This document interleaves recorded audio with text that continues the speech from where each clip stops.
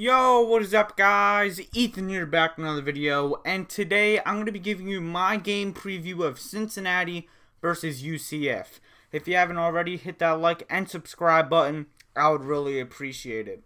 So sorry for no upload last week, as my marking period in school was winding down, so I had to get all my work done, so I had no time for videos. This week I have 3 videos planned: Cincinnati versus UCF. Tomorrow will be Indiana, Ohio State, and then Wednesday will be Oklahoma State versus Oklahoma. And then if I have time, I may do Wisconsin, Northwestern, and other good games this year, or this week. Last week was a disappointing week. Really no big time games. Yeah, there really was no good games. The only good game I know from the top of my head is just Miami, Virginia Tech. I personally think this matchup will be the best game this week, maybe even this year. I'm surprised nobody's talking about it. I think they should have put this on ABC over Wisconsin Northwestern. I'm pretty sure that's on ABC. Let me check real quick. And yes, this game is on ESPN. Wisconsin Northwestern is on ABC. But I would put this on ABC. But that's just another flaw with college football scheduling. So that's besides the point.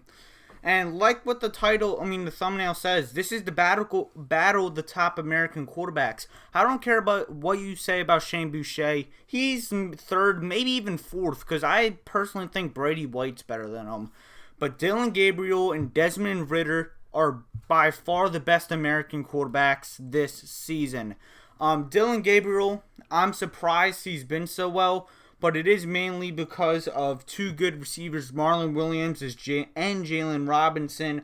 Both have a combined total of 12 touchdowns, and both are nearing 1,000 yards each. So there are going to be some really good receivers. But Dillon Gabriel by far has surprised me this season. But I can't say that with Desmond Ridder. He was one of my underrated quarterbacks going into this year.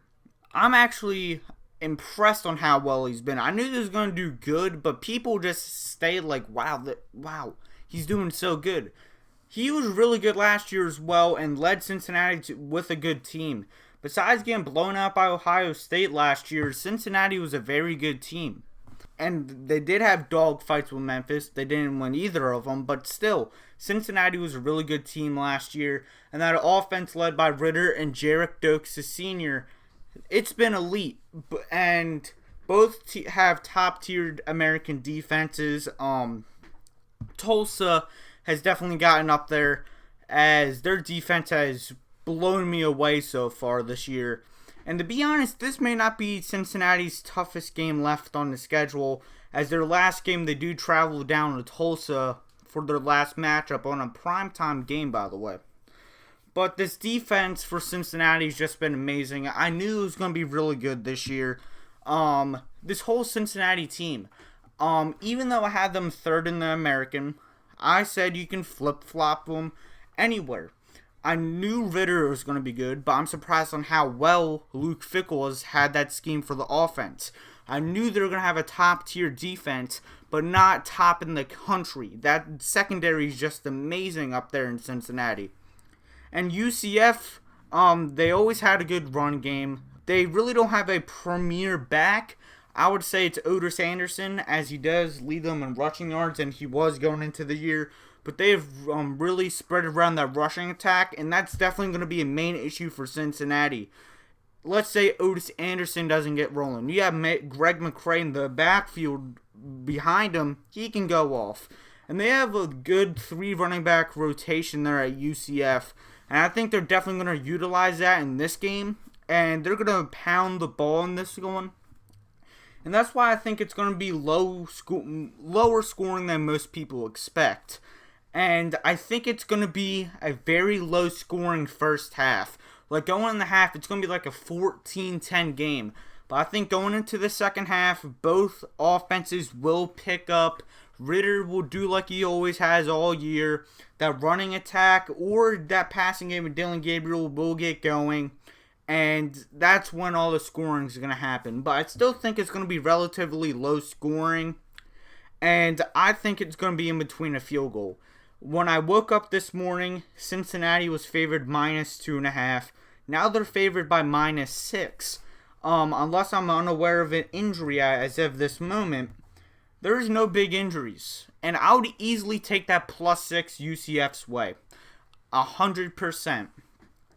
I was really considering taking UCF in the upset this week, but with the mix of, I think Cincinnati's a better team, UCF haven't been the same as a few years ago, and my bad, my upset picks have been horrendous this year. I'm going to stay safe. I think Cincinnati wins this one 35-32. But this is going to be a close, tight game unless Cincinnati's defense proves that they're going to be up there with Georgia. But like I said, I have Cincinnati 35-32. Very low, not very low scoring, but more low scoring than a typical American game. And for the past few years since UCF's emergence, if there's a big American game, they have never disappointed.